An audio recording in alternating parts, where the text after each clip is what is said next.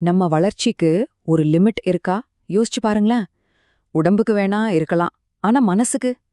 வாங்க, அடுத்த கொஞ்ச நேரத்துல நம்மளோட உண்மையான சக்திக்கு முடிவே இல்லைங்கிறத பத்தி கொஞ்சம் ஆழமா பார்க்கலாம். நாம இப்ப பார்க்க போற இந்த கருத்துக்கள் எங்கிருந்து வருதுன்னு பாத்தீங்கன்னா, ஸ்ரீமத் சுவாமி சித் பவானந்தர் அவர்களுடைய தினசரி தெய்வீக தொகுப்பு அப்படிங்கிற நூல்ல இருந்துதான். பார்க்க சின்ன ஒரு பகுதி தான், ஆனா அதுக்குள்ள இருக்கிற ஞானம் ரொம்பவே ஆழமானது. சரி, இந்த பகுதி முக்கியமா 2 விதமான வளர்ச்சிய பத்தி பேசுது. ஒன்னு, நம்ம எல்லாருக்கும் தெரிஞ்ச நம்ம உடம்பு வளர்ச்சி. இன்னொன்னு, நம்ம மனசோட வளர்ச்சி. இது நம்ம எல்லாருக்குமே தெரிஞ்ச ஒரு விஷயம் தானே, இல்லையா?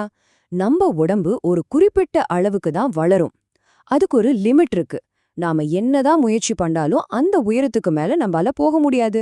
அவ்வளவுதான். ஆனா இங்கேதான் விஷயமே சுவாரஸ்யமா ஆகுது. மனசோட கதை இருக்கே, அது டோட்டலா வேற. அது உடம்போட ரூல்ஸ் எதையுமே ஃபாலோ பண்றதில்ல. இப்போ இந்த 2 பாதையும் கொஞ்சம் பாருங்களேன். ஒரு பக்கம் நம்ம உடம்பு. ஒரு கட்டத்துல அதோட வளர்ச்சி நின்னுடுது. அதுக்குன்னு ஒரு எல்லை இருக்கு. ஆனா இன்னொரு பக்கம் நம்ம மனசு. அதுக்கு எல்லையே கிடையாது. அதோட சாத்தியங்களுக்கு முடிவே இல்ல. இதிலிருந்தே தெரியலையா நம்மளோட உண்மையான சக்தி எங்க ஒளிஞ்சிருக்குன்னு? சரி, உடம்போட வளர்ச்சிய இப்படி அளந்துடலாம். ஆனா மனசோட வளர்ச்சி எப்படிங்க அளக்கிறது? வாங்க, அந்த கேள்விக்கு இப்போ பதில் தேடலாம். இது ரொம்ப சிம்பிளான விஷயம். ஒருத்தரோட உடம்ப பார்த்தாலே போதும், அவங்க வயசையும் அவங்க உடம்பே எந்த நிலையில இருக்குன்னு நம்மால ஓரளவுக்கு சொல்லிட முடியும். இது ஒரு நேரடியான கணக்கு. ஆனா மனசோட சாதனைகளையோ, அதோட வளர்ச்சியையோ, இல்ல அதோட முதிர்ச்சியையோ இப்படி வெளியிருந்து பார்த்து ஒருபோதும் அளக்கவே முடியாது. அது நம்ம உடம்போட அளவுகோல்களை எல்லாம் தாண்டின ஒரு விஷயம். அப்போ ஒரு முக்கியமான கேள்வி வருது. ஒரு மனுஷனோட உண்மையான வளர்ச்சிய, அவனோட நிஜமான சாதனைய நம்ம எப்படித்தான் அளக்கிறது? இதுக்கு இந்த உரை ஒரு ரொம்ப அழகான பதில நமக்கு கொடுக்குது. உண்மையான மேன்மைங்கிறது வயசுலயோ இல்ல தோற்றத்திலயோ கிடையவே கிடையாது. அது உள்ள இருந்து, நம்ம மனசோட ஆழத்திலிருந்து வர ஒரு விஷயம். நீங்களே பார்த்திருப்பீங்க, சின்ன வயசுலயே ரொம்ப முதிர்ச்சியா ஒரு ஞானி மாதிரி பேசுறவங்களும் இருக்காங்க. அதே நேரத்துல வயசாகி நர வந்தும் கூட ரொம்ப குழந்தைத்தனமா யோசிக்கிறவங்களும் இருக்காங்க. இதுல என்ன தெரியுது? மன வளர்ச்சிக்கும் நம்ம வயசுக்கும் துளிக்கூட சம்பந்தம் இல்லைங்கிறது தான். அப்போ முக்கியமான பாயிண்ட் என்னன்னா இதுதான். நம்மளோட உண்மையான உயரம்ங்கிறது நம்ம மனசோட நிலையில தான் இருக்கு. நம்மளோட மேன்மை நம்ம உடம்போட தன்மைகளை எல்லாம் கடந்து நிக்குது.